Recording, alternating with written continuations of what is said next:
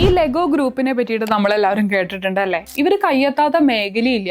ഈ അവഞ്ചേഴ്സ് ആയിട്ടുള്ള theme movies, Batman theme movies എല്ലാവരും ഉണ്ടാക്കിയിട്ടുണ്ട്. പക്ഷേ ഒരു ടൈമിൽ മൊത്തത്തിൽ ക്ലോസ് ചെയ്യേണ്ട ഒരു അവസ്ഥ ലെഗോ ഗ്രൂപ്പിന് പോലും വന്നിട്ടുണ്ട്. ഏകദേശം $1 മില്യൺ ദിവസവും നഷ്ടപ്പെട്ടിരുന്നു. കമ്പനി കൊളാപ്സ് ആവാൻ ഏകദേശം മാസങ്ങൾ മാത്രം ബാക്കി. പക്ഷെ ഇന്ന് അത് ലോകത്തിലെ ഏറ്റവും ശക്തമായ ടോയ് ബ്രാൻഡ്സിൽ ഒന്നാണ്. ഈ 2000ങ്ങളുടെ തുടക്കത്തിലൊക്കെ ലെഗോ ഗ്രൂപ്പ് ഭയങ്കര വലിയ പ്രശ്നത്തിലായിരുന്നു. സെയിൽസ് ഒക്കെ ഏകദേശം 30% വരെ കുറഞ്ഞിരുന്നു.